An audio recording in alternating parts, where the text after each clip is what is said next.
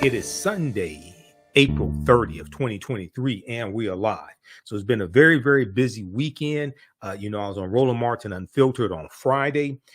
Saturday and Sunday, I was teaching two fantastic online classes, online history classes. And also Saturday, I did a fantastic interview with Dr. Charles Finch. Dr. Charles Finch is an Egyptian scholar. He's a scholar dealing with Nile Valley civilization, Nile Valley history. We talked about Queen Cleopatra and Queen Cleopatra, the last pharaoh, Queen Cleopatra, the last pharaoh. And he responded to Egyptian officials' statements that Netflix's Queen Cleopatra had no African ancestry. Okay, so we're going to talk about Harry Belafonte today. He passed away this past week at the age of 96. You can give us a call with your thoughts about Harry Belafonte as well. You can post your comments here. We'll try to share them here on the broadcast. But also, I'm going to share an excerpt of this interview that I did with Dr. Charles Finch as well. Okay, it's a fantastic interview, and we got into a lot of history. Also, this past week, we know that the accuser of Emmett Till, Carolyn Bryant Donham, she passed away at the age of 88 from cancer. She was in hospice, and we know she had been sick. We know there was an attempt to try to get an arrest warrant from 1955 served. And that I told you that arrest warrant was not going to be served. We know that the investigation, there was an investigation done by the Department of Justice that concluded in 2021, and without any charges being filed. It was concluded December 6, 2021, when that Department of Justice investigation closed. Right here on this show, I went through the 16-page report from the Department of Justice and broke down to you why there were no charges filed. It wasn't because of racism. It was because of lack of evidence. It was not because of racism. It was because of lack of evidence. I did a 2-hour broadcast Friday after I finished Roland Martin show. I did a 2-hour broadcast here on our social media platforms dealing with the 16-page report from the Department of Justice. And the name of the report is Emmett Till Notice to Close File. Emmett Till Notice to Close File. It's at justice.gov, U.S. Department of Justice, from December 6, 2021. Go watch the 2-hour plus broadcast that I did on Friday, April 29th, Friday, April 28th, 2023, Friday, April 28th, 2023, on our Facebook fan page, The African History Network, and our YouTube channel, Michael Imhotep, where I get deep into this report. On today's show, we'll just look at this report briefly. But what I'm going to show you will, once again, show you why charges were not filed because of lack of evidence. Now, back in 2017, Professor Timothy Tyson, who's a Princeton University professor, Professor Timothy Tyson published a book. He wrote a book that was published in 2017 called The Blood of Emmett Till. And in this book and in articles about the book, he said that Carolyn Bryant Donham recanted testimony that she gave at the trial in 1955. All right. Now, the problem was that when it came time for him to provide evidence to back up the allegations that he was making, that she recanted her testimony, because the Department of Justice investigated this. So when it came time to provide evidence, he could not provide the evidence to document that she recanted her testimony. So once you go through and look at this report, you'll see why, there's a lack of evidence, and they put him on the witness stand. Her defense attorneys will destroy him on cross-examination. I could destroy him on cross-examination. I haven't been to law school. I've taken 2 law classes, but I haven't been to law school. So we're going to talk about this as well. And we're going to go through briefly, because this is only a 2-hour show, that Department of Justice report. And then, last week we ran out of time. I did not get a chance to get to this topic here that we discussed on Faraji Muhammad's show, The Culture, back on April 11th, 2023. But it deals with how spanking children, for African Americans, spanking children is a holdover from slavery, and spanking children was not traditionally practiced in West Africa. Okay, so we'll deal with that as well on today's show. We may be able to squeeze in 1 or 2 more topics and get your calls in as well. Calling number is 313-778-7600. 313-778-7600 is the call-in number if you have a question or comment. We'll also give you some information about the online history classes that I teach on the weekends. We did a free session today of Black resistance movements from the Haitian Revolution, U.S. Civil War, Civil Rights Movement, the Black Power Movement. Visit our website, TheAfricanHistoryNetwork.com, TheAfricanHistoryNetwork.com, and you can register for that free class session. We did about 2 hours and 20 minutes we did today of that class. We had a great discussion today, dealt with a lot of history. We dealt with the Civil War, and we talked about the Homestead Act of 1862. Did you know that the U.S. government gave away 270 million acres of land for 124 years, starting in 1862. It ended in 1976, and African Americans were largely shut out of that massive land giveaway. That's the Homestead Act of 1862. Okay, so we'll give you some information on that as well. Now, on the African History Network show, we focus on educating, empowering, and inspiring people of African descent throughout the diaspora and around the world, because right now it's corrects wrong behavior. What you do for yourself, what you do to yourself, and what you allow other people to do to you and get away with is based upon what you think about yourself. What you think about yourself is based upon what you have been taught about yourself. What you've been taught about yourself is based upon everything you've read, heard, and seen about yourself. So when you control the radius of a man or woman's thoughts, you can control the circumference of his or her actions, because the mind can't do or teach what it doesn't know. Now, we deal with a number of different topics here. We deal with current events, history, politics, education, economic empowerment, entrepreneurship, relationships, love, sex, health issues, and much, much more. Sign up for our email newsletter. Text the word Kemet, Kemet, to 22828 to sign up for our email newsletter. Text the word Kemet, Kemet, to 22828 to sign up for our email newsletter.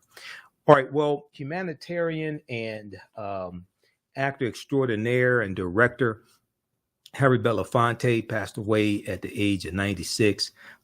This past week, we got the news, and I saw coverage of it on MSNBC. I saw coverage of it on Roland Martin Unfiltered. Now, Roland did at least 2 days of coverage dealing with Harry Belafonte.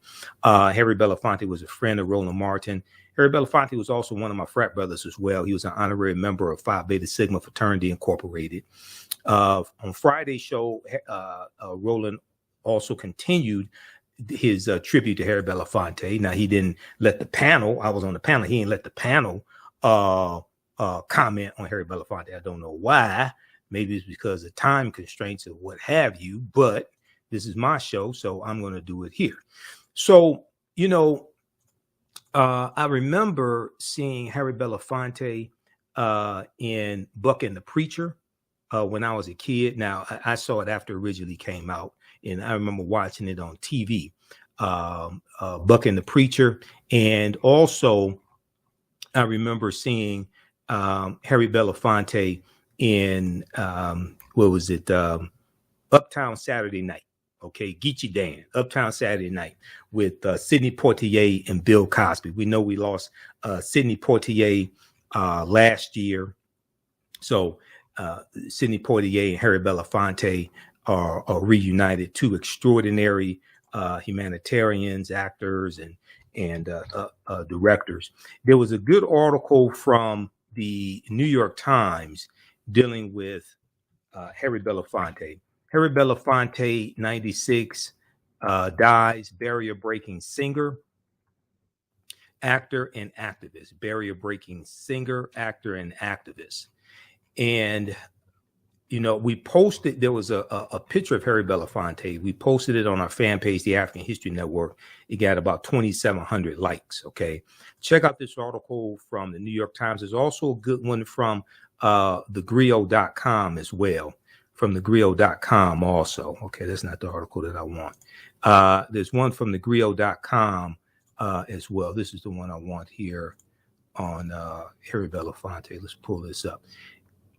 Harry Belafonte, 96, dies, barrier-breaking singer, actor, and activist. Okay.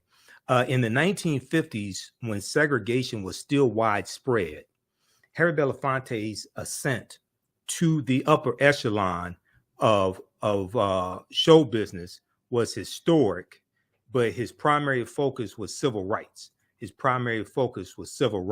Okay. This is, let's see here. All right, now, and here's a picture of Harry Belafonte right here as well.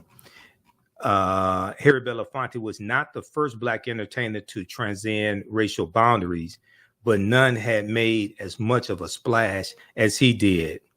For a few years, no one in music, Black or white, was bigger. Okay, and in 1957, he was the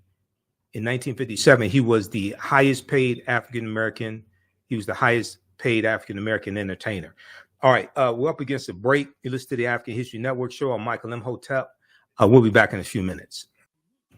Host Michael Imhotep. On the African History Network show, we focus on educating, empowering, and inspiring people of African descent throughout the diaspora and around the world. A lot of people don't know what the hell they're talking about. They may have their areas of expertise, but some people need to learn how to stay in their own lane. If you don't know, just say you don't know. We have a lot to talk about, so we're going to jump right into this. Catch it all right here on 910 AM Superstation. All right, welcome back to the African History Network show right here on 910 AM, the Superstation, the Future Radio. Okay, the call-in number is 313-778-7600. 313-778-7600 is the call-in number if you have a question or comment. All right, I want to go to this article dealing with Harry Belafonte from, this is from the New York Times. Harry Belafonte, 96, dies, barrier-breaking singer, actor, and activist. So Harry Belafonte, who stormed the pop charts and smashed racial barriers in the 1950s with his highly personal brand of folk music, and who went on to become a dynamic force in the civil rights movement, died on Tuesday. Okay, so that was Tuesday, April 25th. He died on Tuesday at his home on the Upper West Side of Manhattan. He was 96 years old. Now, the cause of death was congestive heart failure. The cause of death was congestive heart failure, said Ken Sunshine, his longtime spokesman. Now, at a time when segregation was still widespread and African-American faces were still a rarity on screens, large and small, on television as well as on the big screen, Harry Belafonte's ascent to the upper echelon of show business was historic. He was not the first African-American entertainer to transcend racial boundaries. Louis Armstrong, Ella Fitzgerald, and others had achieved stardom before him, but none had made such a splash as he did. And for a while, no one in music, Black or white, was bigger than Harry Belafonte. So I remember seeing him on the Muppet Show when I was a kid. I remember Harry Belafonte's involvement with We Are the World. Okay, We Are the World, Quincy Jones, Michael Jackson. I think that was about 1984 or so, We Are the World. I remember him in Buck and the Preacher. Okay, now in my online class, Black resistance movements from the Haitian Revolution, U.S. Civil War, Civil Rights Movement, and Black Power Movement, we talk about something called the Black Exodus of 1879. And the Black Exodus of 1879 was occurred when you had about 6,000 African Americans migrating from Louisiana and Texas out west to Kansas. All right. This was in 1879. Well, so this is, and they were called exodusters. All right. And they're looking for a better way of life. They're trying to escape Jim Crow laws, trying to escape segregation and domestic terrorism, things of this nature. Well, the movie Buck and the Preacher, which was directed by Sidney Poitier, the movie Buck and the Preacher deals with a wagon train of newly freed African American slaves, former slaves, who are going out west to Kansas, and they're looking for a better way of life. They want to own land, etc. So it's not in 1879. It happens. Buck and the Preacher is set after slavery ends, after 1865, but before 1879. But it is similar in the premise. Okay, it's similar in the premise. And it starred co-star Ruby Dee as well. Ruby Dee was Sidney Poitier's wife. So that's a powerful movie, Buck and the Preacher. And then I remember him in the I remember Harry Belafonte in Carmen, with Carmen Jones with Dorothy Dandridge. Okay. And Carmen Jones was an adaptation. It was a musical, but it was an adaptation of the opera Carmen. Okay. And that was fantastic. I remember watching that on television, probably on a Sunday afternoon or something like that, you know, and I liked Harry Belafonte, but I was watching it for Dorothy Dandridge. I'm just going to be honest with you, because I mean, hey, I was a boy, so hey, I was watching it for Dorothy Dandridge, but Harry Belafonte did a good job. He held his own in that movie also. All right, now, born in Harlem to West Indian immigrants. So I guess some people say he didn't deserve reparations. But born in Harlem to West Indian immigrants, Harry Belafonte almost single-handedly ignited a craze for Caribbean music with hit records like Deo, the Banana Boat song. And I've been watching performances of him doing Deo, the Banana Boat song as well. I remember him, I think he sung that on The Muppet Show also, because I saw one performance of him on The Muppet Show playing the drums. And also records like Jamaica Farewell. Now, his album was called Calypso in 1956. And this album included both of these songs, Deo, the Banana Boat song, and Jamaica Farewell.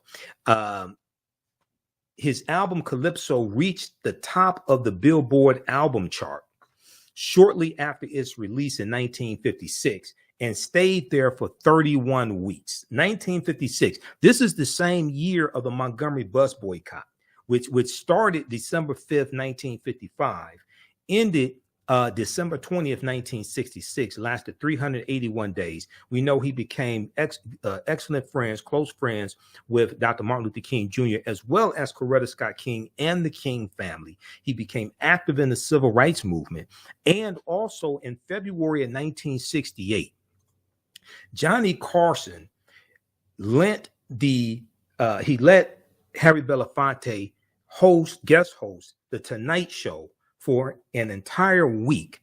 And Harry Belafonte used that platform to push the civil rights issues and push the civil rights movement. And he had one of the guests that he had on the show, I think it was the last day, which would have been a Friday. He had Dr. Martin Luther King Jr. on that show. But that was probably the blackest week we had ever seen on network television, the Blackest Week, night after night, 5 nights. He had all these African-American guests, Nipsey Russell and others. I think he had John Lewis on. There's a documentary that Joanne Reed on MSNBC, she did a documentary dealing with this, and it's called The Sit-In, and it's on Peacock. It's a fantastic documentary. All of the footage, some of the footage of those interviews has been lost, okay? But she showed excerpts of footage that was still captured, and you get to see the interview that with Dr. King. And this was 2 months before Dr. King was assassinated. Also, he had Robert Kennedy on as well, okay? John F. Kennedy's brother also. This was shortly before Robert Kennedy was assassinated also. But Harry Belafonte used this platform, this opportunity that Johnny Carson gave him to shine a spotlight on the civil rights movement and bring that movement into people's living rooms. Now, this is at a time when there are only 3 channels, okay? There are only 3 major channels, 3 major networks. We didn't have cable, okay? This is 1968. We didn't have cable television, all right? So we ain't had the internet and cable television and smartphones, none of that stuff. So people watch CBS, NBC, and ABC. All right, so check out that documentary on Peacock called The Sit-In. All right, now, Calypso reached the top of the Billboard album chart shortly after its release in 1956 and stayed there for 31 weeks, coming just before the breakthrough of Elvis Presley, who stole a lot of his style from African Americans. It was said to be the first album, Calypso was said to be the first album by a single artist to sell more than 1 million copies,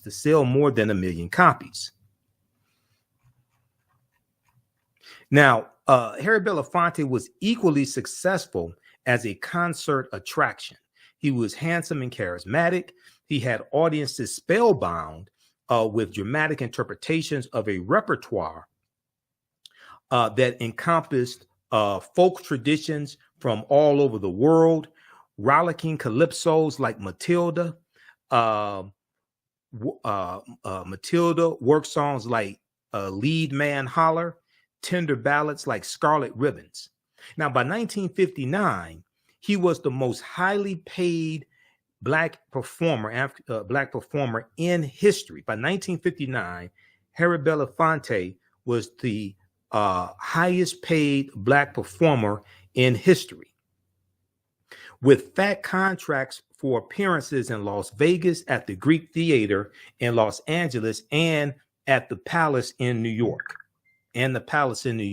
Now, success as a singer led to movie offers, and Harry Belafonte soon became the first black actor to achieve major success in Hollywood as a leading man. His movie stardom was short-lived, though, and it was his friendly rival, Sidney Poitier, who has Caribbean roots as well. So I guess Sidney Poitier wouldn't get reparations either. Sidney Poitier, not Harry Belafonte, who became the first bona fide black matinee idol. Okay, we're going to continue this on the other side of the break. You can also give us a call, 313-778-7600, 313-778-7600 is the call-in number if you have a question or comment. You listen to the African History Network show. I'm Michael Imhotep. We'll be back in a few minutes. How's everybody doing? Okay, so who do we have here? We got Kenya Randall also. Kenya said, I remember that. Sharon Simpson Anderson said, yes, I remember Buck and the Preacher, also one of my favorite Westerns. But then also, you know, Buck and now that's one of my favorite movies, Buck and the Preacher. But then the movie Posse, okay. 10, the Superstation, Detroit's only African-American talk radio.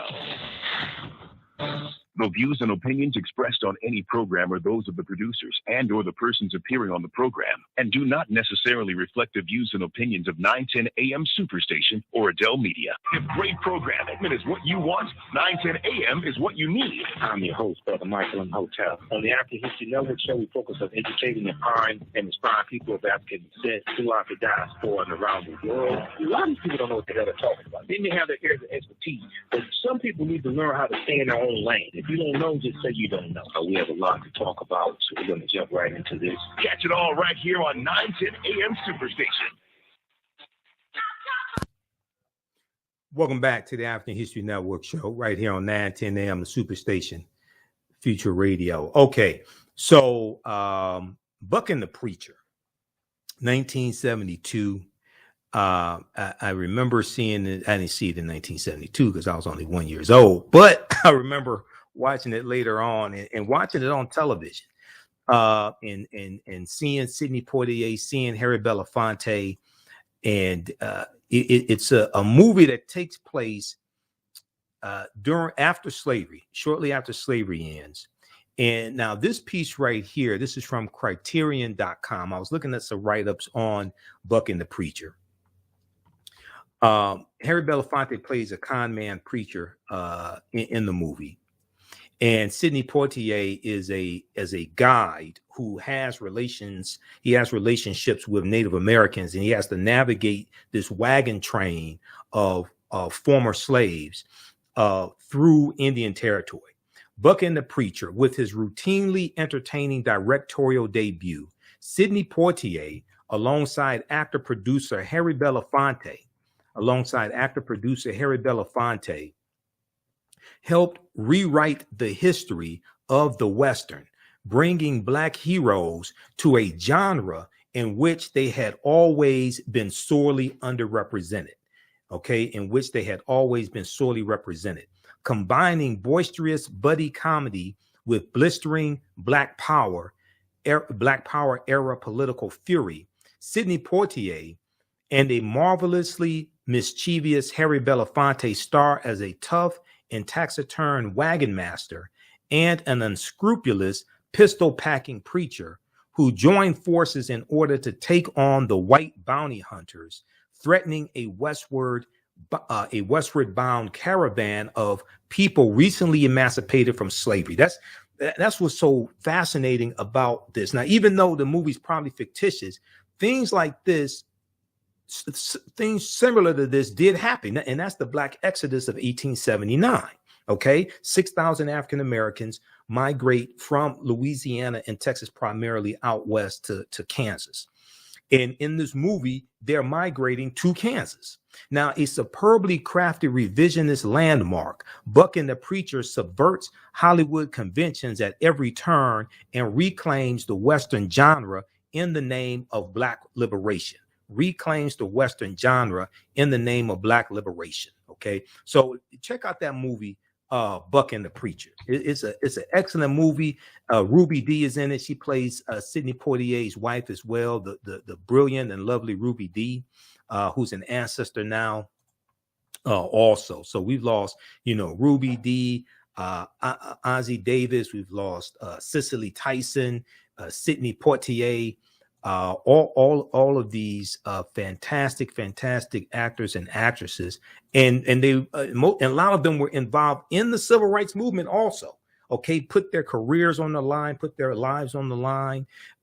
Dick Gregory as well. They were involved in the civil rights movement also. All right, now if we go back to this piece here from the New York Times.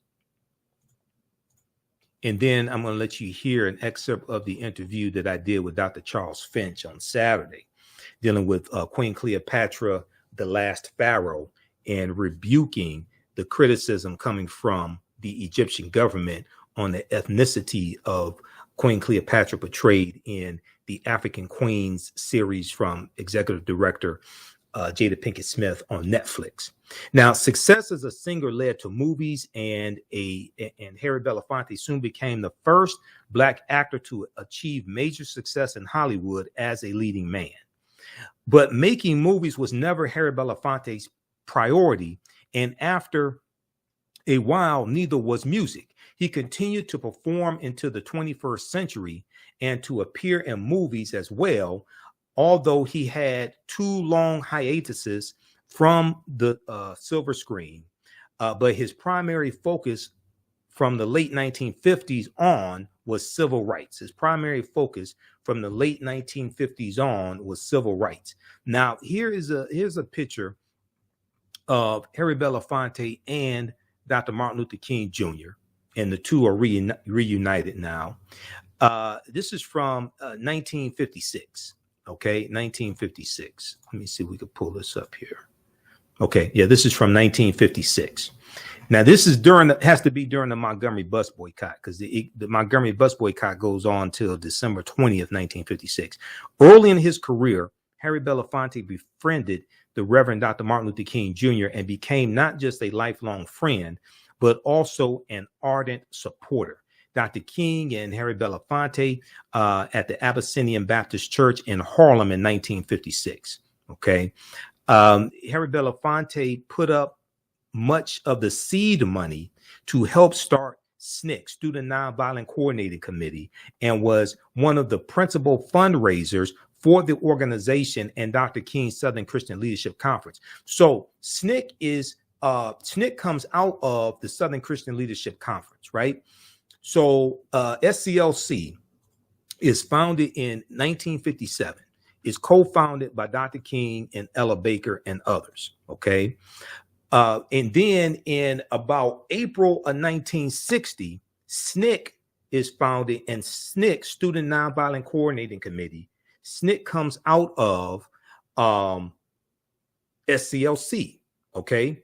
And Ella Baker helps to found SNCC, and she tells them to she tells the, because SNCC was like founded by college students, you know, John Lewis and others, Diane Nash, and she tells them to stay independent of SCLC because she felt that they needed their own organization. All right. We know that Stokely Carmichael Kwame Ture is going to become chairman of SNCC in 1966, and you're going to have, and then you have a real infusion of the Black Power ideology, and really it's that element is there before Stokely Carmichael becomes chairman, but it really accelerates, and you're going to have those, and I'm going to try to put this as politely as I can, those civil rights activists, African American, who I do respect but disagree with, they're going to leave SNCC when SNCC adopts a Black Power ideology.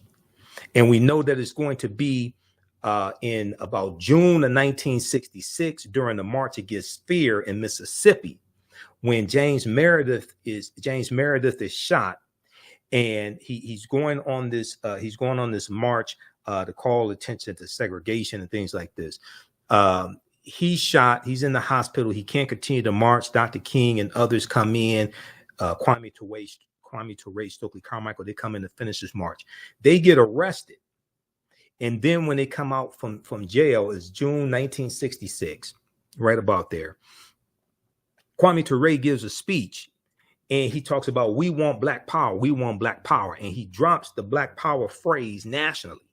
Now, in Eyes on the Prize, the second incarnation of Eyes on the Prize, not the first incarnation that deals with history from about 1955 to 1965 or so, 55 to about 68, something like that. The first Eyes on the Prize. There's a second Eyes on the Prize that picks up where the first one leaves off, and they interview Kwame Ture, Stokely Carmichael. They interview Bobby Seale and Huey P. Newton, co-founders of the Black Panther Party for Self-Defense. And Kwame Ture talks about Mukasa Dada, Willie Ricks. Willie Ricks was a member of SNCC, and I know Willie Ricks, Mukasa Dada. I've interviewed him here on the African History Network show, and it's Mukasa Dada and Kwame Ture who coined the term Black Power. And in Eyes on the Prize, Kwame Ture talks about how Mukasa Dada, Willie Ricks, was instrumental in priming the people on the ground with the phrase and ideology of Black Power before Kwame Ture drops that phrase nationally in June of 1966 when he comes out from jail during the March Against Fear. All right. So it's Harry Belafonte who helped to fund SNCC and who helped to fund the organizing of SNCC, because This stuff costs money. All this stuff costs money. A lot of people make it look easy, things like this. If you don't do this type of work, if you don't do activism and things like this, you don't understand really how you need money to do all that stuff. And then you need money to bail people out of jail. Okay. It's people like Harry Belafonte who made all those movements possible. Harry Belafonte put up the seed money to help start SNCC, Student Nonviolent Coordinating Committee, and was one of the principal fundraisers for the organization and Dr. King's Southern Christian Leadership Conference. All that stuff costs money. Okay, you can't just call the phone company and say no justice, no peace, or keep hope alive, or whatever phrase you want to come up with, and then keep your phone lines on. No, they want some money. You can't call Xfinity, okay, and say right now it's correct wrong behavior, and they keep your internet service on. They want some money. All right. It costs money to do all this stuff. Harry Belafonte took part in the March on Washington in 1963. We'll continue this on the other side of the break. We'll talk briefly about the sit-in, the documentary, The Sit-In, and when Harry Belafonte guest hosted for Johnny Carson in February 1968. We'll be back in a few minutes. Listen to the African History Network show. I'm Michael Imhotep, 9:10 a.m. Superstation WFDF.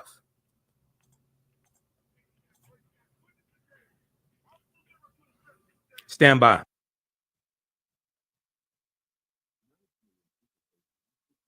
How's everybody doing? Stand by. Back from break in 4 minutes. All right. You can support the African History Network, $ the AHN Show through Cash App, $ the AHN Show through Cash App, also through PayPal, paypal.me/the AHN Show, or at our website, TheAfricanHistoryNetwork.com, TheAfricanHistoryNetwork.com. You can register for the online classes that I teach also on Saturdays and Sundays. Back from break in 4 minutes. How's everybody doing today? All right, we've got Joelle. How you doing, Joelle? We've got Sharon. Posse was great also. Yeah, the movie Posse. Posse was an excellent. Posse is one of my favorite movies because about a third of the cowboys in the Old West, a third of them were African American, and these were some bad brothers. You have the westward expansion of the U.S. They're going into Kansas territory, Nebraska territory. They're going into the Dakotas and things like this, and they are trying to they want to own land. They're trying to escape the segregation in the South. And the term cowboy was originally a derogatory term for African-American cattlemen, okay? The term cowboy was originally a derogatory term for African-American cattlemen. White men who herded cattle and worked with cattle, they were called cattlemen or cattle hands. These were white men. They called the African-American men cowboys. Called them boy to belittle them, dehumanize them. But they were so good at what they did, African Americans, they were so good at what they did that the term cowboy became a general term for cattlemen and those in the, you have the rodeos, but those roping the cattle and things like this, and it became a general term, okay? In a lot of these movies, historic African-American cowboys get represented as white cowboys in a lot of these various movies. Because we don't know this history, we don't know to fight back against this. What was so powerful about the movie Posse, directed by Melvin Van Peebles and Mario Van Peebles, is that it shined a light on the fact that a third of the cowboys approximately were African American. And when you watch the movie, it takes place in 1898 during the Spanish American War. Okay. It's a fantastic, because I talk about the movie in my classes. Stand by. Michael Imhotep. On the African History Network show, we focus on educating, empowering, and inspiring people of African descent throughout the diaspora and around the world. A lot of these people don't know what the hell they're talking about. They may have their areas of expertise, but some people need to learn how to stay in their own lane. If you don't know, just say you don't know. We have a lot to talk about, so we're going to jump right into this. Catch it all on 910 AM Superstation. All right. Welcome back to the African History Network show right here on 9:10 a.m. Oh, hold on. We lost connection. How did that happen? Stand by. We got to call back. We lost connection with the radio station. Stand by. Let me call back in. Hold on.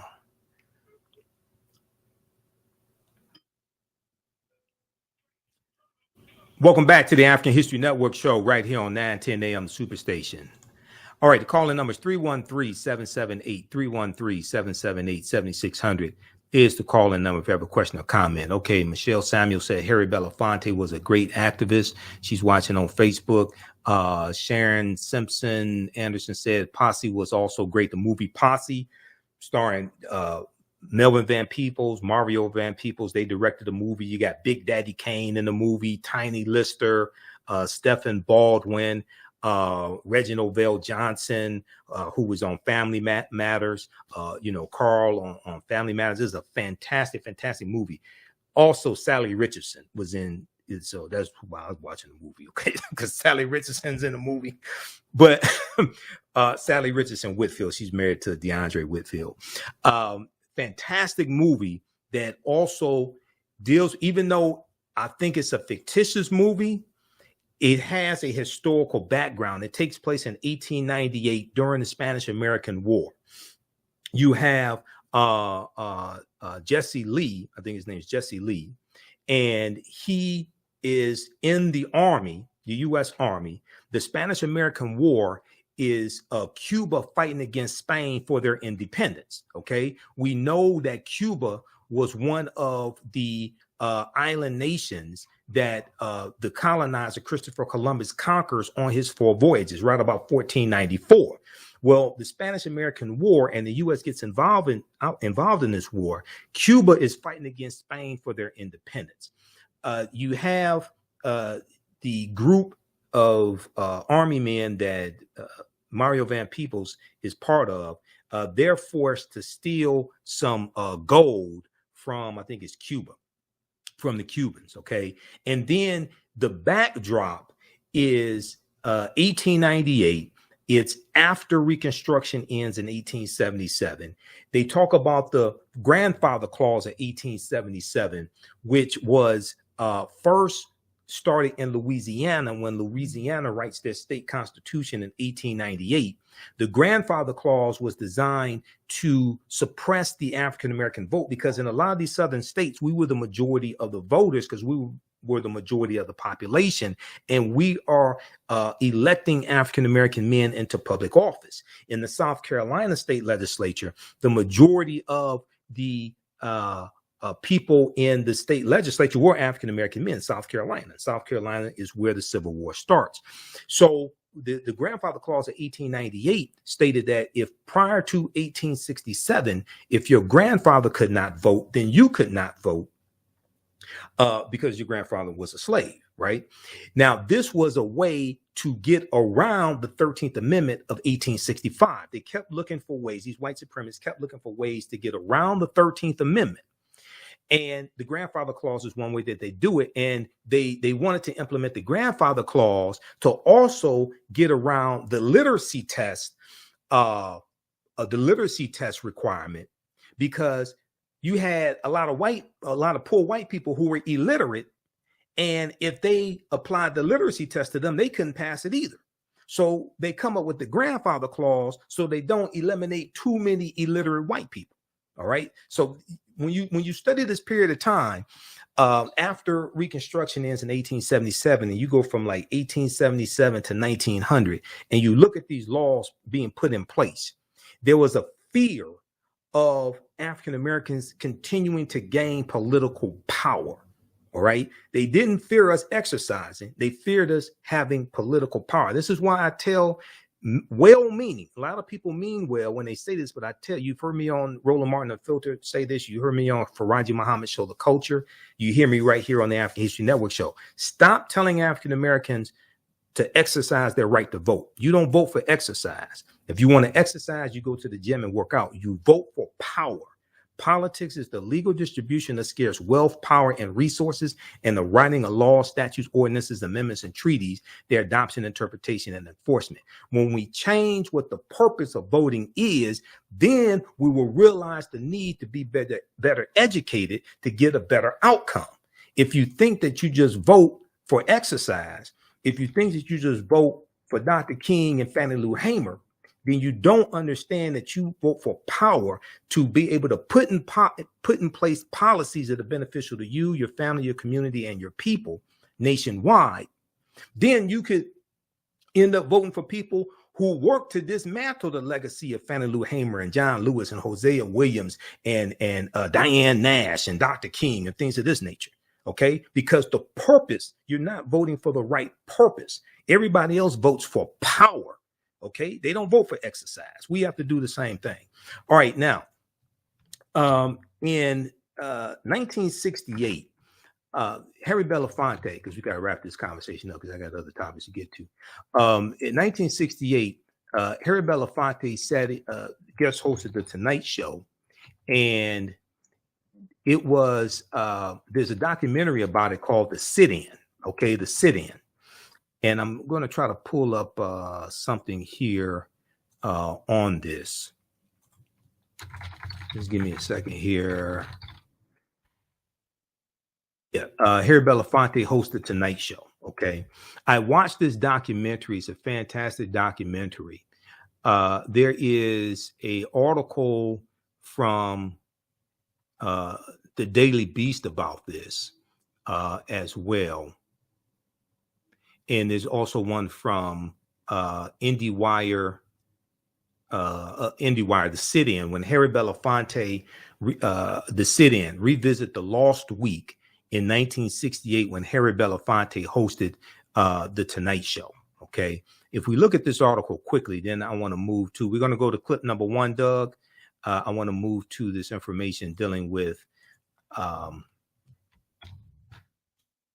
Queen Cleopatra VII and the interview I did with Egyptian scholar Dr. Charles Finch, who is African American, by the way. He's a scholar of Egyptian ancient Kemetic history, etc.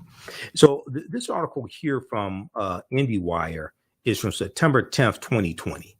September 10th, 2020. And I want to pull up, we'll show you the name of this article here. This is The Sit-In, revisit the lost week in 1968 when Harry Belafonte hosted The Tonight Show. From executive producer and MSNBC host Joanne Reed, the film chronicles the seminal and almost forgotten moment in American history. Listen to the African History Network show. I'm Michael Imhotep. We'll be back in a few minutes. Welcome back to the African History Network show right here on 910 AM, the Superstation. All right. Let's go back to this article here. And shout out to everybody watching us on Facebook and YouTube. If you'd like this type of information, you can support the African History Network, $ the TheAHNShow through Cash App, $ the TheAHNShow through Cash App, also through PayPal, paypal.me/TheAHNShow. This helps us keep doing the research, stay on the air, keep broadcasting the African History Network show, finance the African History Network. Visit our website, TheAfricanHistoryNetwork.com. TheAfricanHistoryNetwork.com connects you to our social media platforms. You can listen to audio podcasts of our radio shows. And then you also listen to 910 AM Superstation live, either through the radio or download the iHeartRadio app or the iTunes TuneIn radio app or iHeartRadio, and listen live to 910 AM Superstation WFDF. We have a PayPal, Cash App information there, and also information on the online history classes I teach on Saturdays and Sundays. Okay, so you can register for those classes also. We did a free class session today of Black resistance movements from the Haitian Revolution, U.S. Civil War, Black Power movement, 1800 to 1968. So right on the homepage of our website, click on free class session, April 30th, 2023, and you can go back and watch that. We did like 2.5 hours of that class. Okay, we were talking about the passing of Harry Belafonte right before the break, and I want to go to this article here. This deals with the documentary called The Sit-In. The Sit-In.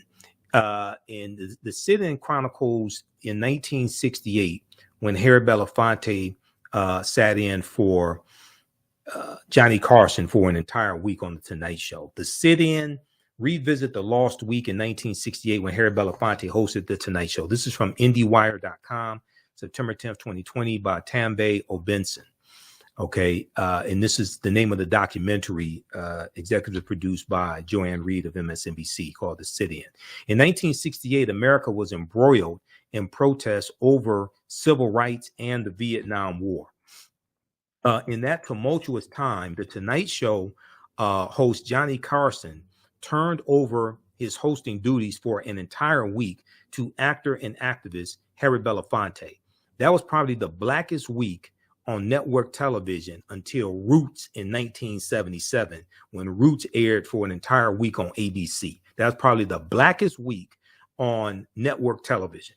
Now, Harry Belafonte's cast of guests included Dr. Martin Luther King Jr. and Bobby Kennedy, just months before they were both assassinated, during a week that's been mostly lost in American history. Thankfully, is now being revisited in a new Peacock documentary, executive produced by MSNBC host Joanne Reed and directed by award-winning filmmaker Yoruba Richen, R-I-C-H-E-N, aptly titled The Sit-In, Harry Belafonte Hosts The Tonight Show. At the time, Johnny Carson's pioneering late-night variety show had become one of the country's most influential platforms. So the move to have Harry Belafonte take this mainstream institution and transform it into a multicultural and political experience, introducing white America to his world of art and activism was unprecedented. Probably scared the hell out of some white people too. I'm just saying. In 1968, when they turn on, especially down in the South, they turn on the TV to see Johnny Carson, and they're like, they're adjusting the TV. They say Johnny Carson grew a fro and he's black. What happened? They're adjusting the TV, and only 2 dials on the TV then. They ain't have remote. Most people didn't have remote control on TV in 1968. They're trying to figure out what's going on. I mean, you can imagine. I don't know how many people had heart attacks when they turned on their TV and saw this black man on on the Tonight Show, but I could imagine. The number of calls that they got for EMS and things like this. I could imagine that whole week, okay, especially in the South. Now, Harry Belafonte became the first black person to host a late night show, even if it was only for 1 week, as Richard Nixon's problematic and controversial presidency loomed ominously on the horizon. His guests also included notable African Americans of the day like Lena Horne, Nipsey Russell, not Nipsey Hussle, the rapper Nipsey Russell, who Nipsey Hussle is named after. Nipsey Russell, who was the Tin Man in The Wiz with Michael Jackson, okay, and Stephanie, the name escaped me. I met her. It'll come to me. Nipsey Russell, Bill Cosby, and others. Stephanie Mills. Okay, I met Stephanie Mills because I knew her ex-husband. Long story, but I met Stephanie Mills. Nipsey Russell, Bill Cosby, and others all engaged in searing, in-depth interviews taking place in an America that was forced to really contend with itself as a country on the verge of radical change, The Civil Rights and Voting Rights Acts, for example, which still left African Americans behind economically, signaled some progress, no matter how incremental. Okay. Each guest came across as thoughtful and admirable, but also shaken by the uncertainty of the time. It was clear and understandable that none of them had answers to the country's complications. But the show wasn't all politics, as host Harry Belafonte also entertained his audience with comedy and music, watching Paul Newman play the trombone, reliving his role as an expatriate trombonist in Martin Ritt's 1961 drama Paris Blues, which co-starred Sidney Poitier and Joanne Woodward, was especially a treat. The charming Harry Belafonte also verbally jousted with announcer Ed McMahon. Remember Ed McMahon from Star Search? Ed McMahon, and showed home videos of his family on vacation. So check out the rest of this article here. This deals with the sit-in. It's a fantastic documentary that's on Peacock, executive produced by Joanne Reed of MSNBC, The Readout. Okay. And the name of this article from IndieWire.com is The Sit-In, Revisit the Lost Week in 1968. Harry Belafonte hosted The Tonight Show. And you got some, people they haven't been right since. Just scared the hell out of them. There's too much. There's too much black on this little television. This little, I don't know what size of TV, with a little 20-inch, 19-inch, 17-inch black and white TV. It just scared some people to death when they turn on the television. They thought Johnny Carson was going to be on, and they see all these Negroes for a whole week. Oh my God! All right, so rest in peace, Harry Belafonte. All right, I gotta switch gears here. I want to go to this next story here. So Saturday, April 29th, I interviewed Dr. Charles Finch. Okay. Dr. Charles Finch is a Egyptian scholar on ancient Egypt, ancient African history, things of this nature. And those that study this type of information, they're familiar with Dr. Charles Finch. We're going to clip number one, Doug. We talked about Queen Cleopatra, the last pharaoh, and he refuted this nonsense also coming from Egyptian officials about her ethnicity. Let's go to clip number one, please, Doug. The hieroglyphic language of the Egyptians, and launched Egyptology as a discipline. Right. And what would happen is that when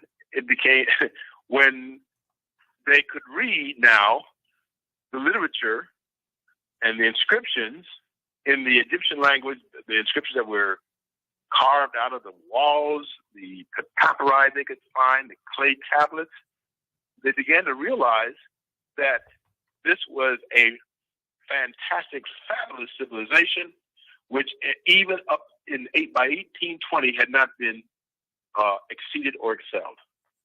Now, the Greeks, people talk about the Greeks. I don't have any problem with the Greeks because the Greeks recognized the primacy of ancient Egypt and said so. Right. Especially Herodotus. Right. Herodotus says, don't tell me about what he was a Greek now. He himself was a Greek. He said, don't tell me about what the Greeks did. The Egyptians did it all first, and they're the ones that taught the Greeks.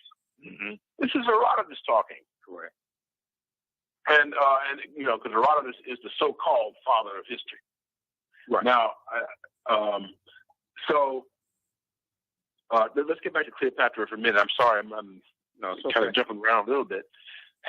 Cleopatra was far more, shall we say, proud, far more committed to her Egyptian ancestry through her mother than to her Ptolemaic one, to her father.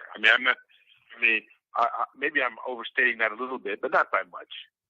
Okay. Because she, like I said, she considered herself an heir of the pharaohs. She considered herself basically an Egyptian pharaoh. Now, there had been three or four previous female pharaohs in Egyptian history, going all the way back to the first dynasty. Hatshepsut being one. Right. That's well known. And there have been a few others. There were three others. And Cleopatra considered herself in that same line. She didn't consider herself a mere queen. Mm-hmm. Now, by the way, there was brother-sister marriage among the royalty of ancient Egypt. I think she may have even married her brother so that she could put herself in a position of power. But sooner or later, he was gotten rid of.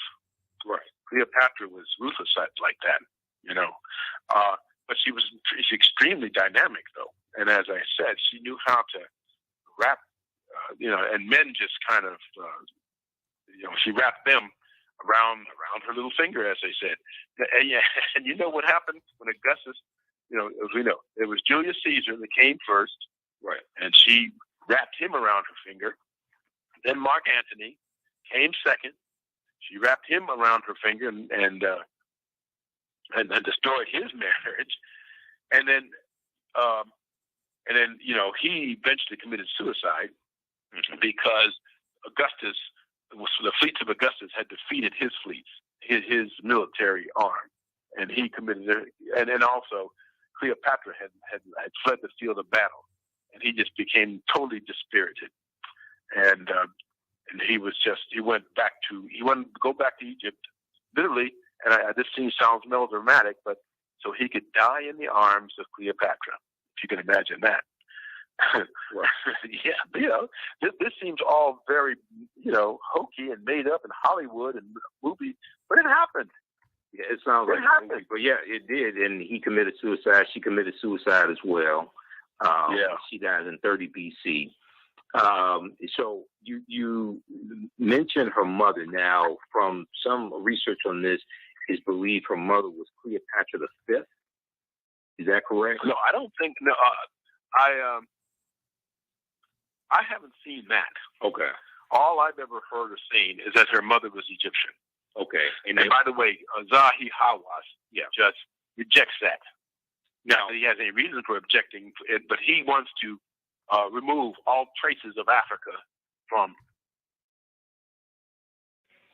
Okay, we'll pause it right there and pick this up on the other side of the break. You listen to the African History Network show right here on 910 AM Superstation, the Future Radio. That was Dr. Charles Finch. That's an interview I did on Saturday, April 29th.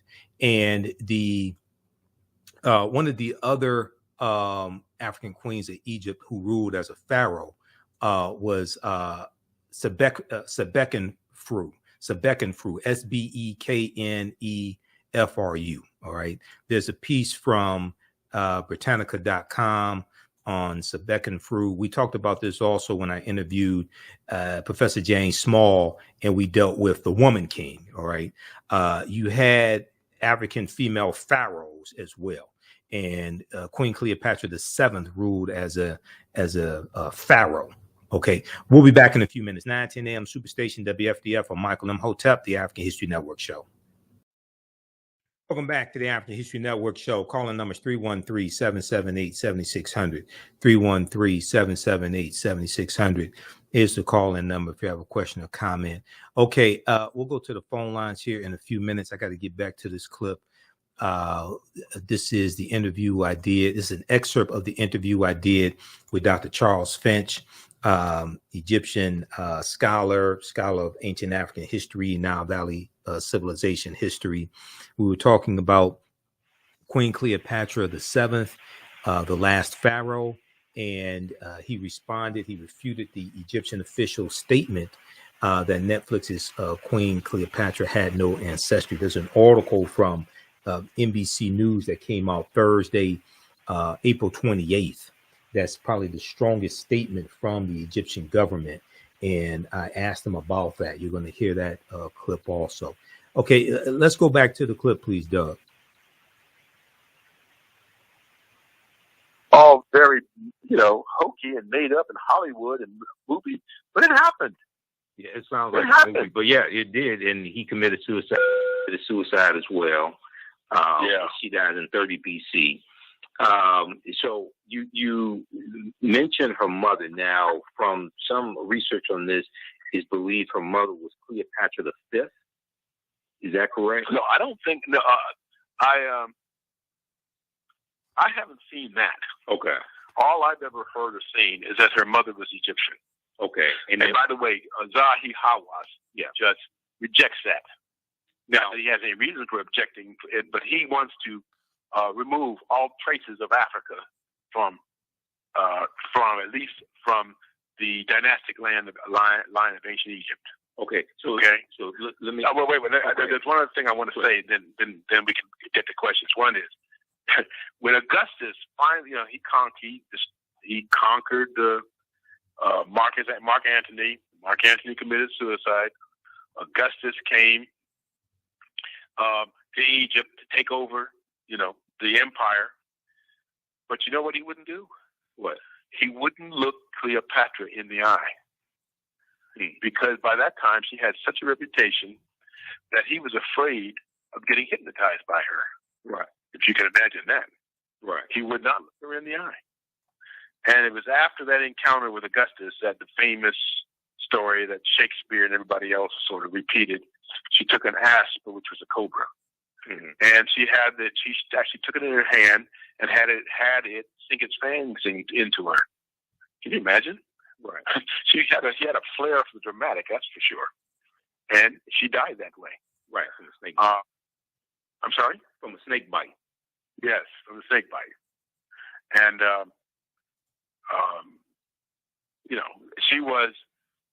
she's probably, a lot of people consider her the most fascinating woman in history. Well, you could argue, you could say yes or no, you could argue about that, but, she came real close to ruling Rome and the Roman Empire. Right. Through the two men that she just completely entranced. Julius Caesar on the one hand, Mark Antony on the other. And Augustus said, no, if I go back, Augustus came and took over the empire and defeated Mark Antony, and he committed suicide and all this. And Augustus knew better. When he finally confronted Cleopatra, he would not look her in the eye. Right. So he was afraid that she was going to mesmerize him, hypnotize him. What can I say? So let me try to put a fine point on this, because I know we're running out of time, and I want you to talk about your new book as well. Okay, now you said that on her mother's side, you said her mother was Egyptian. Now, the period of time that we're talking about, first of all, the Greeks invade under Alexander the Greek in 332 BC, and they conquer in 323 BC. Okay. Mm-hmm. Now, Queen Cleopatra VII is born in 69 BC. Now, this is about 700 years before the Arab invasion that starts in 639 AD. Now, when you say that her mother was Egyptian, what at this point in time in 69 BC, after the you had the Persians invading, you had the Persians who already invaded, you had the Greeks who have invaded, and the Greeks have been there for a few hundred years. When we say Egyptian in 69 BC, Black, I know what you're getting at. No, still black people. Still black people. They didn't stop being black people. Okay. So those people, those different conquerors, they came and they ruled at this. They ruled the empire or the country of Egypt. All right. Mm-hmm. But they didn't change who the people were. Okay. And in fact, each one of them would take an Egyptian wife and or concubine, shall we say? Right. But they didn't change who the people were. They remained black people right up until the time of the Arab invasion, which was, as you say, in the 7th century AD. Right. When after that, and you already mentioned them. You're right. The Persians, mm-hmm. the Greek Macedonians, the Romans, and the Arabs finally. And the Arabs came in droves to Egypt. Right. In droves. And what I heard historically about the Ptolemies is that they would either marry or intermix with a black Egyptian woman. Yep. Okay. The answer to that is absolutely. Yes. Absolutely true. So, as I say, there is a strong mixed race, I guess the only way I can put it, element in Cleopatra's history. And as I say, her mother was an Egyptian. So yeah, when that picture of her that Jada Pinkett Smith is going to use, or the actress, yes, that's right. Don't listen to Zahi Hawass.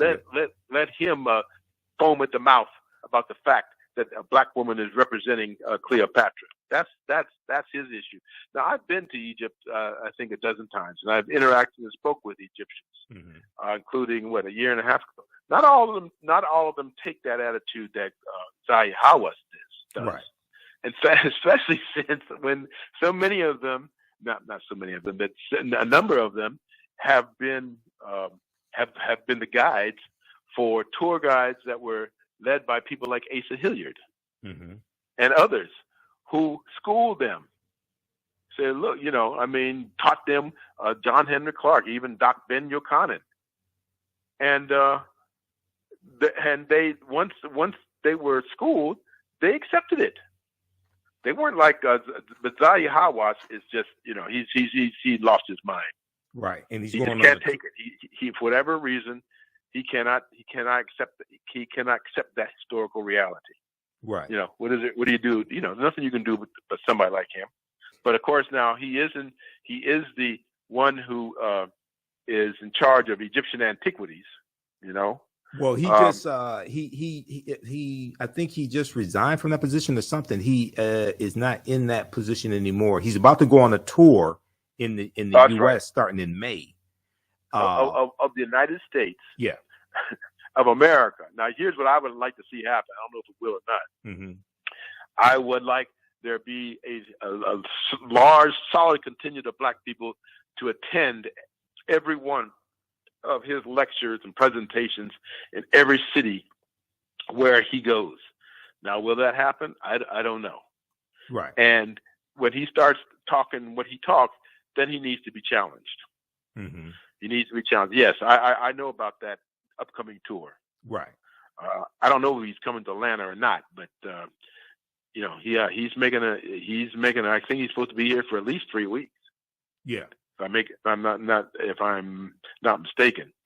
But we'll now what'll happen, I'm going to ask my friend, you already mentioned Tony Browder. You call him Tony Browder. I call him Anthony Karakamoon Browder. As you know, he was one of the co-excavators of the temple tomb of Karakamoon. Exactly. From the 25th dynasty. And so I actually gave him that name. And when I talk to him, I say Karak.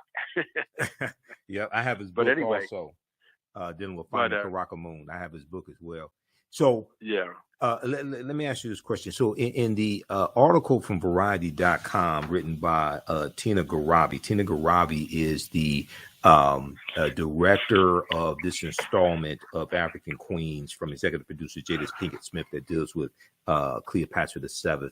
And in the article, she says, what the historians can confirm is that it is more likely that Cleopatra looked like Adele James, actress Adele James, African-American actress Adele James, than Elizabeth Taylor ever did. Yep. Okay. Absolutely. Okay. Absolutely. Now, and go ahead. Go ahead. Go ahead and finish. No. And let's not even talk about the movie. Have you ever seen the movie 10 Commandments? Unfortunately, yes. Yes. I've seen it. I've seen it since it was first came out when I was but a lad. I've seen it about 3 times. Right. The Egyptians didn't look like anyone in that movie. Right. Charlton Heston, Yul Brynner. There was nobody that, in terms of their physical characteristics, looked like what the Egyptians would have looked like in the time of Moses. That would have been, 1300 BC? Mm-hmm. A little earlier. Right. There was nobody in Egypt looked like that. But, this is Hollywood. Exactly. Now, I don't know why, we don't have to get off into that too much. Right. But there's been a systematic attempt. Once they, like I said, when they began to realize just what Egypt had accomplished, there was a concerted effort to de-Africanize ancient Egypt. Hey, we're going to pick this up on the other side of the break. So it was a fantastic interview I did with Dr. Charles Finch. I've had a busy weekend. Okay. I taught 2 online classes, did 1 interview with an Egyptian scholar, and I'm doing the African History Network show today as well. We're going to pick this up on the other side of the break. We'll go to the phone lines. We'll go to PJ and anybody else on the phone lines, because I asked him about this article from NBCnews.com. Cleopatra was not Black. Egypt tells Netflix ahead of new series. You don't want to miss Dr. Charles Finch's response to what the Egyptian government had to say.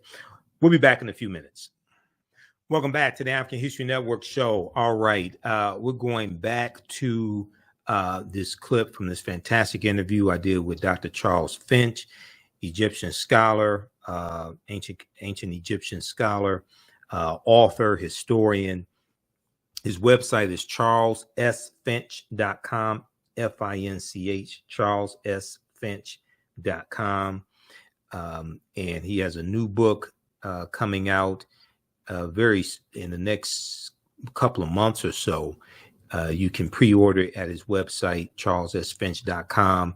It's called Nile Valley Civilization, a 10,000-year history. Nile Valley Civilization, a 10,000-year history. This interview is on our Facebook fan page, The African History Network, The African History Network, and my YouTube channel, Michael Imhotep. We had difficulties with his internet signal early in the interview. So at first we had him on video. Then we had to switch to telephone for his side. For him, we had to switch to telephone. So I'm going through editing the video. We should have the corrected, edited video up tomorrow, up on Monday. All right, Doug, let's go back to let's go back to this interview, please. Yes. Still going on. Yes. Still going on. Yes. So further in the article, and there's one other quick article I want to just highlight that just came out Thursday also, and then I want you to talk about your book, and we're going to give you a website address as well. So further in the article, Tina Garabi says, so was Cleopatra black? We don't know for sure, but we can be certain she wasn't white like Elizabeth Taylor. She says, we need to have a conversation with ourselves about our colorism and the internalized white supremacy that Hollywood has indoctrinated us with. Because in the article, she talks about how Cleopatra being portrayed white somehow for some people increases her value or increases her worth. Whereas portraying her as a melanated person who has some like Black African ancestry somehow cheapens her worth, lessens her worth. Yeah, I mean, you see, I used to foam at the mouth with this kind of stuff. I used to grit my teeth and foam at the mouth and get angry and wanting to hurt people, whatnot. When you would hear stuff like that. I'm at the age now, but what I do is laugh at them. Right. I laugh at these people. I laugh at the ideas. I laugh at what they're trying to say. Exactly. No. Cleopatra didn't look anything like Elizabeth Taylor. Nothing. And Moses didn't look like anything like Charlton Heston. Right. And Ramesses II didn't look like Yul Brynner. Right. Jeez. Right. Exactly. And this is propaganda from the media. Why? So in talking to you and coming up with the title for this interview, you referred to Queen Cleopatra as the last pharaoh. Okay. Yeah. And some people who I guess think they know about African history but really don't said, oh, she wasn't a pharaoh, or the last pharaoh was 600 years before that. What happened? Why do you refer to Cleopatra as the last pharaoh? Because that's how she thought of herself, and that's what she called herself, and that's in effect, she did have Egyptian ancestry. Yes. So she wasn't just a Ptolemaic Macedonian. Right.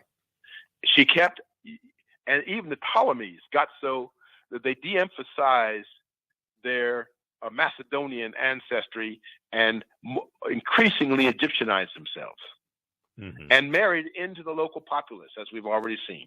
Right. So they considered themselves, they wanted to rule in the line of the pharaohs. They weren't trying to be Macedonian kings. They wanted to be thought of. They wanted to live like and be thought of as pharaohs. And Cleopatra was no different. She was, as far as she was concerned, she was an Egyptian. And therefore, she was a pharaoh. She was a pharaoh, and she was either the fourth or fifth female pharaoh in Egyptian history, because there had been women pharaohs in Egyptian history. Right. Exactly. Early, going all the way back to the first, the earlier dynasties. Yes. Okay. And then lastly, there was this article that just came out Thursday, April 28th. And NBC News has this article. Zahi Hawass is quoted in it, of course. Now this one, this contains a statement from the Egyptian Ministry of Tourism and Antiquities. But the name of this article is "Cleopatra Was Not Black. Egypt Tells Netflix in Growing Feud ahead of new series. Okay. And I just want to highlight something here because it's important for us to have scholars like you and others that push back on nonsense like this. Okay. In this article here, let me bring it back up here. Just seconds. I have it on the screen. Okay. So it says that Queen Cleopatra, which is released May 10th, features Adele James in the lead role, a casting decision that the streaming giant Netflix says is, quote, a nod to the centuries-long conversation about the ruler's race, end quote, but which officials in Cairo have dismissed as, quote, blatant historical fallacy, end quote, blatant historical fallacy. The government stated, the government statement from Cairo, the government statement issued Thursday marked an escalation in a feud that has sparked demands for the show's cancellation amid a broader debate over representation in popular culture. So they go on to cite the Egypt's Ministry of Tourism and Antiquities, argued that the documentary nature of the feature, quote, requires those in charge of its production to investigate accuracy and rely on historical and scientific facts, end quote. They quote Dr. Mustafa Waziri, Secretary General of the Supreme Council of Antiquities, said in the statement that Cleopatra's appearance in the show was, quote, a falsification of Egyptian history and a blatant historical fallacy, end quote. I know you've hit on it before, but for those just tuning in now, how would you respond to that? Besides getting mad, Yes. angry, ready to go. I love to go face to face and chin to chin with any of these people. It reminds me of the situation of the Cairo Symposium in 1970. Yeah, that's right, 1974, when Sheikh Anta Diop, not Diab, Diop, and Teofilo Benga, yes, faced off against a phalanx of European and Egyptologists, yes, about just this very issue. And after this debate was concluded, the moderator of the debate says, well, only Doctors Diop and Obenga came to this discussion, this debate, prepared to make their case that the ancient Egyptians were an black African race, and they won the day. Now, this is 1974, and they were up against Europeans and Arabs who were trying to. So that was another excerpt of the fantastic interview I did with Dr. Charles Finch. You can, we'll put that on the homepage of our website, TheAfricanHistoryNetwork.com, but it's on my YouTube channel and Facebook fan page, The African History Network. Visit his website, Charles S. Finch, FINCH.com, CharlesSFinch.com, and get his new book, Nile Valley Civilization, A 10,000-Year History. Okay, we're coming up on the break. When we come back from the break, we'll go straight to the phone lines. Listen to the African History Network show. I'm Michael Imhotep, 9:10 a.m. Superstation WFDF. We'll be back in a few minutes. Welcome back to the African History Network show. All right, let's go to the phone lines. Do we still have PJ? Let's go to the phone lines. Whoever we have on line one. Welcome to the African History Network show. Thanks for holding. Tell us where you're calling from. Hi, this is PG, and I'm calling from Oakland County, Michigan. Okay, PG. You know, I was listening. Yes, PG, like in Pretty Gorgeous. Okay. Parental guidance. Yeah. Okay, go ahead. Rated PG. Yeah, go ahead. Okay, so I was listening to the gentleman that you were interviewing, and he said that as this person making their rounds to tour and talking about African American history, it would be great if a lot of Black people would go. And I think that our history is very, very important. I think that we should always want to learn about the history.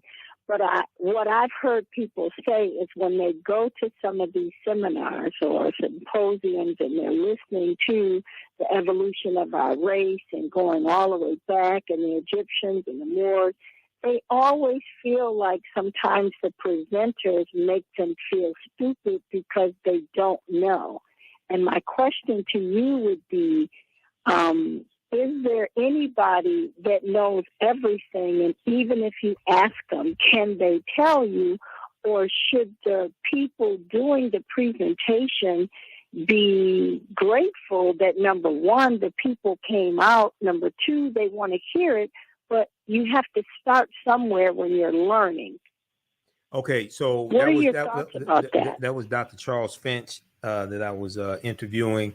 Dr. Charles Finch was talking about Dr. Zahi Hawass. Dr. Zahi Hawass is the former, I think his position was former Minister of Tourism and Antiquities in Egypt.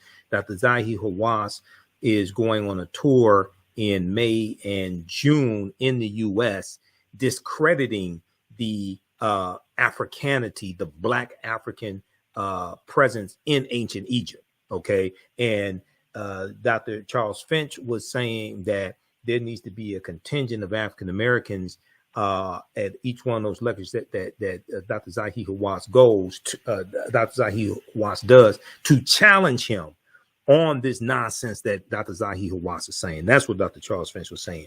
Now, as far as people, yes, people should be grateful that people come out to their presentations, things like this. Sometimes sometimes you have scholars, what have you, that sometimes talk down to people. A lot of times they don't. A lot of times they may not mean something negative by it. It depends upon who it is in the situation. Okay, but we have to. We can't become so conscious that we become unconscious to the fact that everybody's not as conscious as we are. So we have to understand that everybody has to start somewhere. So we have to be cognizant of that as well. Okay, all right, PG. Now you were talking, if I could just ask you one other quick thing. So you were talking about the complexion and colorism of Cleopatra, and the fact that Julius Caesar and Mark Antony didn't want to look in her face because they thought they would just be mesmerized and mind blown to the point that she could do whatever. No, he wasn't. I always thought that because Mark Antony was Julius Caesar's number one man, that he couldn't look in her eyes because he betrayed Julius Caesar by having an encounter with her. Okay. All right. Thanks for calling. We're almost out of time. Okay. That's not what Dr. Charles Finch was saying. But anyway, I got to move on. All right. Now, so check out this article from the Washington Post. Carolyn Bryant, elusive accuser in the lynching of Emmett Till, dies at age 88. All right. So this past week, I think it was Wednesday or Thursday, we got the news that Carolyn Bryant Donham passed away. Okay. Accuser of Emmett Till. The wife of one of Emmett Till's confessed killers. She was a central figure in the 1955 murder that helped spur the civil rights movement. Okay, so this is from April 27th, 2023. April 27th, 2023. That was Thursday. All right, now, so in this article, it talks about Carolyn Bryant Donham and talks about so she had cancer, she was in hospice, and so we know she passed away. There were no charges filed against her. Now, what I want to get to, you can read this article here. What I want to get to is in December 6, 2021, the Department of Justice ended a investigation that they opened right around 2018, I think it was, after the book, The Blood of Emmett Till, came out. Okay. The book, The Blood of Emmett Till, that was written by Professor Timothy Tyson. All right. They mentioned the book in this article. If we scroll down, so this investigation was closed December 6, 2021. All right. If we go to the reason why no charges were filed here in this investigation that ended in 2021 is because of lack of evidence. Now, I've gone through this before, like 3 times here on the African History Network show. We've gone through this document. It's at justice.gov. You can check it out yourself. And I did a 2-hour presentation on Friday. I did a 2-hour broadcast on Friday dealing with this as well. Okay, right after I did Roland Martin show. So we did that on Facebook and YouTube. If you go to page 5, which deals with section D, Timothy Tyson's claim that Carolyn Bryant Donham recanted her testimony. Okay, so what happened was Professor Timothy Tyson interviewed Carolyn Bryant Donham in 2008 twice. He made 2 audio recordings. He was interviewing her for his book, The Blood of Emmett Till. And he didn't say anything about this smoking gun evidence that she recanted testimony until about a month before his book came out. Okay, shortly before the publication of the book, The Blood of Emmett Till, 2017, Professor Timothy Tyson revealed to several media outlets that Carolyn Bryant Donham had, during an interview with him nearly a decade earlier, recanted the account that she had provided under oath during a hearing at Roy Bryant's trial. That was her husband, her then husband. Tyson's account suggested that Carolyn Bryant Donham lied in court in 1955. Statute of limitations for that court trial was about 7 years, so statute of limitations expired, and lied during the FBI's 2004 investigation. Specifically, Timothy Tyson stated that Carolyn Bryant Donham admitted that her representation that Till had made verbal advances toward her in the store was not true. You got to go through and read this, because when they go through and they ask him for the evidence to back up the claims that he was making in the media and in books, he couldn't provide the evidence to back up the claims. Okay. Those watching on Facebook and YouTube, keep watching for a few more minutes. We're out of time here on 910 AM Superstation WFDF. Right now, it's correct wrong behavior. It's not over till we win. Wakanda forever. We'll talk to you next week. Peace. All right. We're going to continue just for a couple more minutes, and I got to get out of here. So when you go through, so this pages 4 through 8 are the most important pages in this document. Pages 4 through 8. This is a 16-page document. Okay. In the book, Tyson identified a September 8, 2008 interview with Carolyn Bryant Donham. So this is page, I think this is page 6. Which page is this? 6 or 8? 17.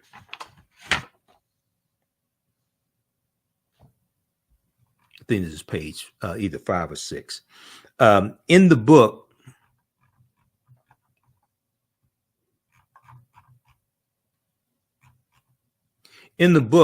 Tyson identified a September 8, 2008 interview with Carolyn Bryant Donham and, quote, accompanying handwritten notes by the author, end quote, as his sources for these and other statements of Carolyn Bryant Donham's included throughout his book. Tyson also relied upon a draft memoir that Carolyn Bryant Donham had written. And it was a 99-page draft memoir that we found out about some months ago, but had not published. Okay. They talk about the current FBI investigation. And then let's see, scroll down. I want to go to, let's go to Timothy Tyson doesn't have, okay. The FBI quickly identified a significant obstacle in its investigation. This is page 5, the middle of page 5. Everybody needs to go read this. If you've been talking about Emmett Till, you've been talking about Carolyn Bryant Donham passing away, if you've been saying, oh, charges should have been filed, things like this, okay, you should read this document. I've read it 3 times. That's why what I was saying is totally different. There's a lack of evidence to file charges. There's a lack of evidence admissible in court to file charges. Okay, now, Professor Timothy Tyson conducted 2 separate interviews with Carolyn Bryant Donham and recorded and transcribed both. However, the key statements that Carolyn Bryant Donham reportedly made to him recanting her previous testimony were neither recorded nor transcribed. were neither recorded nor transcribed. The FBI learned that Tyson had lost one of the recordings, the one during which Carolyn Bryant Donham reportedly recanted her earlier statements in sworn testimony, because he said he came in the door, she started spilling the beans before he could start recording. Okay. Now, and he said he had 2 audio recordings. He lost one of the audio recordings. Now, first of all, the first problem is that you did 2 interviews in 2008, but you didn't say anything about it until 2017. Why'd you wait 9 years to say something publicly? Maybe if you had said something earlier, there were witnesses that were still alive. Maybe justice could have been brought, but you waited 9 years to say something, number one. Number two, why didn't you back up your audio recordings on external hard drives? I have 7 external hard drives to back up my research. Why didn't you back up your audio recordings on external hard drives? The third problem is that he provided 1 audio recording that he had left, and then he provided 2 written transcripts of the audio recordings. The FBI reviewed all of the evidence that he turned over to them. They said in neither the 1 audio recording that you provided us or the 2 transcripts of the 2 audio recordings, there is no recantation in this evidence that you turned over to us. The other thing is that he has no witnesses. Professor Timothy Tyson has no witnesses. Now, Carolyn Bryant Donham's daughter-in-law was present for both interviews. She said, and she was interviewed by the FBI, the daughter-in-law was interviewed by the FBI. She said that Carolyn Bryant Donham never recanted her testimony. So when it came time, when you go through and read, especially pages 4 through 8 are critical of this report, because I read it when it came out. Okay, I printed it up December 7, 2021, and I read it when it came out. All right. And when the information came out in 2017 that she recanted her testimony and all these articles were being written, I covered this story here on the African History Network show. But I had my doubts and questions because I kept reading article after article, and I'm looking for real evidence of a recantation, and it was not in any of those articles. And you would see statements like, she started spilling the beans as soon as I came in the door or something like that before he started recording, what have you. So once you start recording, why didn't you say, okay, I'm recording now? Can you repeat that? Can you start at the beginning? But when you get deeper into this report, Carolyn Bryant Donham said that Tyson was brought on to help her write her memoir. She said that Professor Timothy Tyson started recording as soon as he came through the door. He said she started spilling the beans before he could start recording. Then he kept changing his explanation of whether or not he actually recorded a recantation. And he also kept changing his explanation of what happened to the second recording that he said he lost. When you go through and read the 16-page report from the Department of Justice, you see that there's a lack of evidence to even get a grand jury to indict her based upon evidence admissible in court. 1, 2, if for some strange reason she was put on trial, when her defense attorneys, because she's not going to go in the court by herself, this is not people's court, she's going to have defense attorneys. Professor Timothy Tyson is going to be called as a witness because when you read this report, the investigation was opened back up because of the allegations he was making in his book and allegations he was making in the media.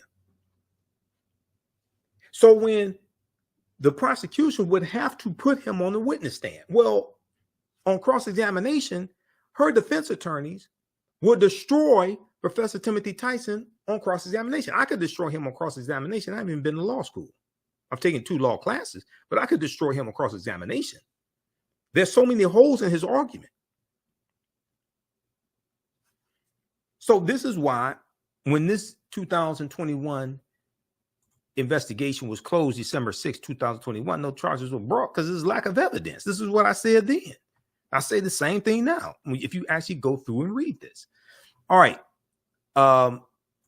So this is at justice.gov. We have to do more research, take emotionalism out of this. Now, I wanted justice for Emmett Till, but I said, once I read this, I said, when December 2021, when I did my broadcast on this, and then also when we got the news about the arrest warrant from 1955 and they were trying to get her arrested, all this, I said, no, they're not going to arrest her. It's a lack of evidence. Okay. I wanted justice for Emmett Till, but I told you it's not going to be based upon this evidence here. This is not, there's not enough evidence. And see, the burden of proof is on the prosecution. You can say whatever you want to say in the book. You can say whatever you want to say in the media. But in court, the burden of proof is on the prosecution. The prosecution has to prove beyond a reasonable doubt in criminal court, based upon the evidence, that she recanted testimony. To do that, you need evidence. You have audio recordings, you have video recordings. What is this based upon? She has a witness saying she did not recant testimony. Professor Timothy Tyson has no witnesses saying that she did recant testimony. He can't provide any evidence to prove she did. When the FBI investigated, she said she didn't. And they even talk about how, even though when they interviewed her, she gave additional details that about the surrounding the killing of Emmett Till and what happened that day in the trial and things like this. She gave additional details, but she did not say anything that contradicted what she even said in the 2004 investigation. So when if they took her to court, she doesn't have to prove that she did not recant her testimony. The prosecution has to prove that she did recant testimony. Okay. And not what they would have to prove is that when she was interviewed for this investigation that closed 2021, that she gave false statements to the interviewers, false statements to the FBI. That's perjury. Okay. Giving false statements. That's like a 5-year felony. She cannot be tried on perjury. She cannot be brought up on perjury charges dealing with the 1955 trial, because the statute of limitation on perjury is like 5 to 7 years, depending upon the state. But giving false statements to the FBI in an investigation, you can be brought up on charges dealing with that. Okay. But they would have to have evidence to prove that you're lying. Now, even though they said that statements that she gave in 1955 during the trial, things like this, is not believed that those statements were credible, having evidence to prove that she is lying is a higher bar that has to be met. And when you go through and read this, there's no evidence to prove that.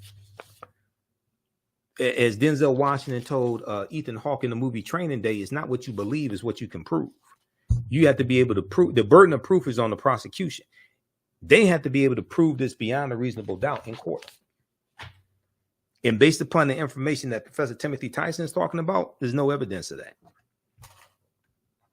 Because when it came time for him to provide the evidence, he was interviewed by the FBI. When it came time for him to provide the evidence to back up the claims he was making in his book, he couldn't do it. Now, maybe if he had said something in 2008, 2009, 2010, 2011, 2012, 2013, 2014, 2015, 2016, before like some of those last witnesses died, maybe they could have gotten some type of justice. All right, look, we have to get out of here. You can support the African History Network, $ the AHN Show through Cash App, $ the AHN Show through Cash App, also through PayPal, paypal.me/the AHN Show. This helps us keep doing the research, stay on the air, keep broadcasting, pay some of the bills, etc. Register for the online history classes I teach on Saturdays and Sundays. Ancient Kemet, the Moors, and the Ma'afa, understanding the transatlantic slave trade, where they didn't teach you in school. We did a free class session of Black resistance movements from the Haitian Revolution, U.S. Civil War, Civil Rights Movement, and Black Power Movement today. So as soon as we have the information on the homepage of our website. You can still register for both classes, but you can register for that free class that I did.